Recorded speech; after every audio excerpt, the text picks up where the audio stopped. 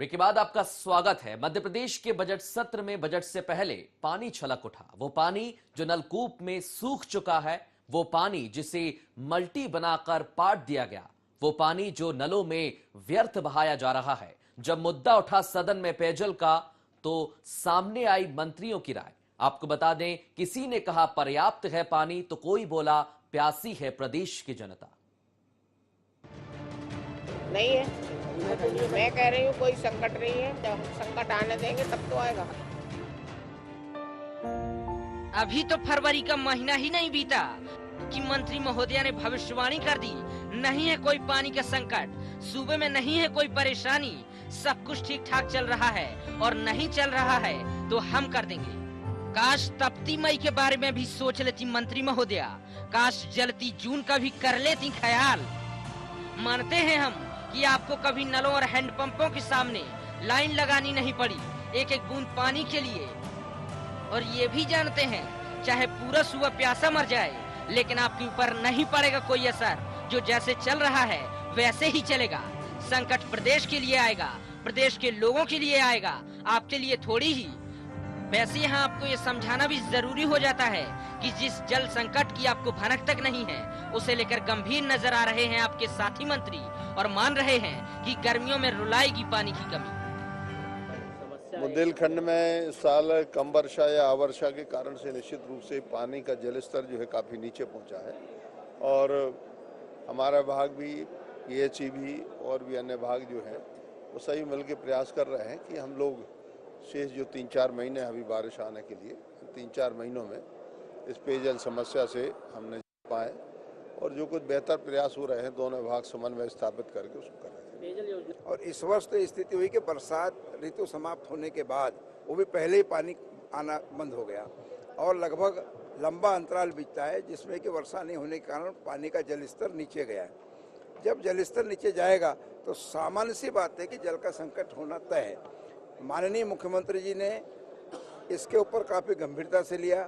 सभी हमारे प्रभारी मंत्रियों ने अपने अपने जिलों के प्रभारी जिलों में जिला स्तर पर बैठक के लिए सरकार इस बात की चिंता कर रही है, आने वाले समय में हमारी ये 4 महीने ऐसे होंगे जहां पानी की ज़रूरत ज़्यादा होगी। जितने भी हम लोग बोरिंग कराते हैं या हैंडपम्प, वो उसका सोल्यूशन नहीं है, तो कहीं कहीं परिवहन की व्यवस्था है वो भी की जाती है। लेकिन मैं इस पर ये आग्रह करना चाहूँगी कि हर व्यक्ति को जल संरक्षण के लिए भी सोचना चाहिए। ये तो रही सरकार की बात, लेकिन अब जनप्रतिनिधियों के बारे में भी सुनिए।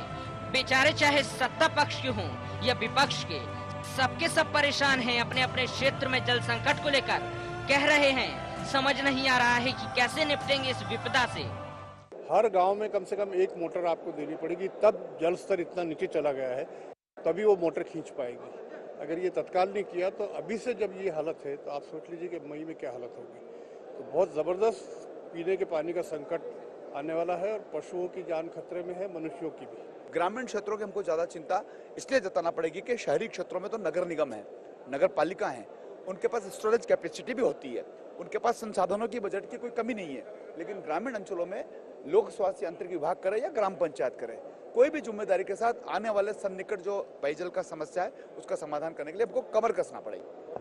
करीब 60 पंचायतों को हमने टैंकर उपलब्ध कराए हैं, और उन टैंकर के माध्यम से हम चाहते हैं कि जल का प्रबंधन हो, मिले लोगों को पीने को। लेकिन दुर्भाग्य ये है कि पंचायतों के पास कोई फंड नहीं है जिससे वो उन टैंकरों का उपयोग करके और गांव में पंचायत में अपने पानी भेज सकें। नहीं है, अभी जल संकट गहरा रहा नहीं क्या, क्योंकि वाटर लेवल चला गया नीचे। हम तो बुंदेलखंड 4 साल पहले 2008 के समय भी बहुत सूखा था, तब मुझे अनुभव है उस सूखे का।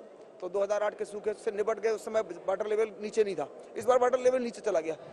कितने कष्ट में है जनप्रतिनिधि, लेकिन शायद इनका कष्ट मंत्री जी की नींद खोल पाने के लिए नाकाफी साबित हो रहा है। तो अब जरूरी हो जाता है उन आंकड़ों को जानना जो प्रदेश में जल आपूर्ति से जुड़े गंभीर मसलों को उजागर करते हैं। भूजल बोर्ड के मुताबिक लगातार दोहन के कारण सूबे के अधिकांश क्षेत्रों में दिनों दिन भूजल स्तर गिर रहा है।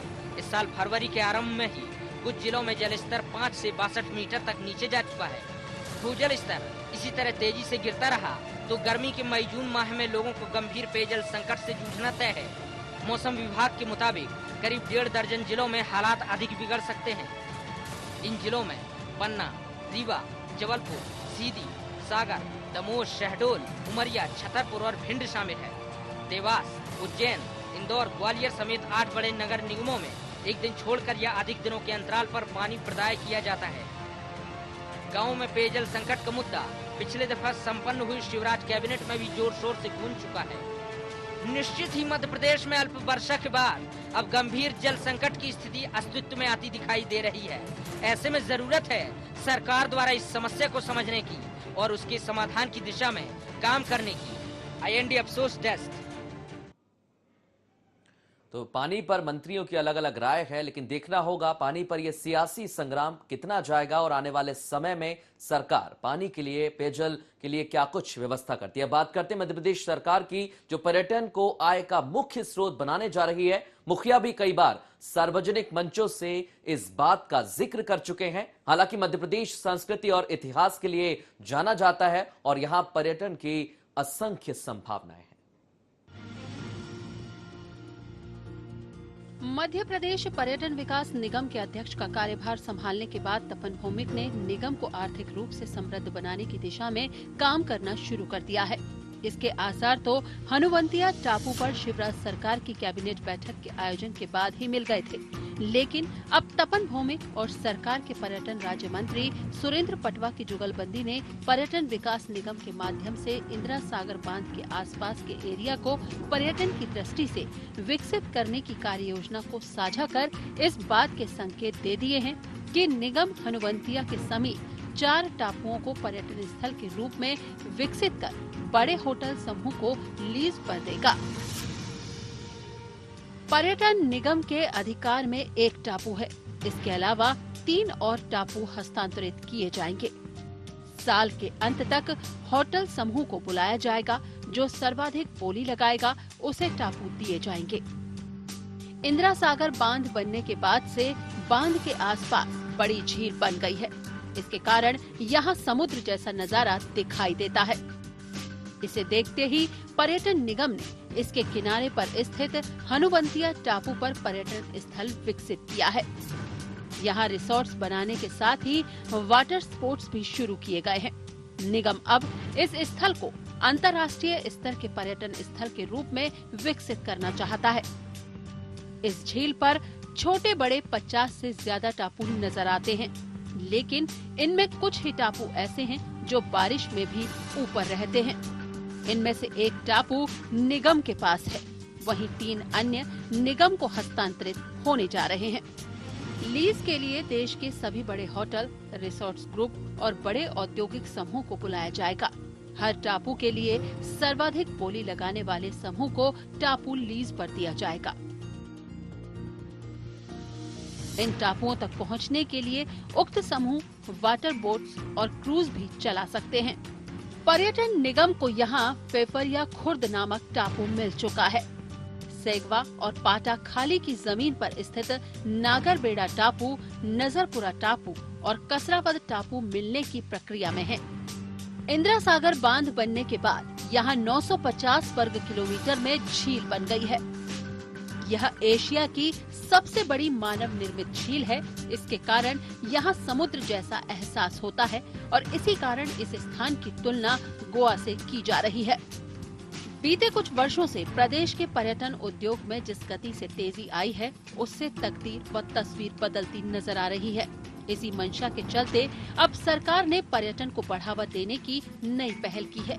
माना जा रहा है कि इसके अच्छे परिणामों से न केवल सरकार का खजाना भरेगा, बल्कि रोजगार के बड़े पैमाने पर अवसर भी पैदा होंगे। IND अफसोस डेस्क। तो पर्यटन के क्षेत्र में मध्य प्रदेश सरकार बढ़ावा दे रही है और चाहती है कि मध्य प्रदेश टूरिज्म को इसका फायदा हो, साथ ही साथ रोजगार भी जनता को मिले। और साथ अब बात करते हैं कांग्रेस की, जो मध्य प्रदेश में गुटबाजी का शिकार हो रही है। क्या कांग्रेस दोबारा सत्ता पर काबिज हो पाएगी? ये कहना अभी जल्दबाजी होगी, लेकिन कवायदे तो शुरू हो चुकी हैं कांग्रेस को खुद को मजबूत करने की, खुद को ऐसा बनाने की कि 3 बार से सरताज बनी भाजपा को पटखनी दे सके।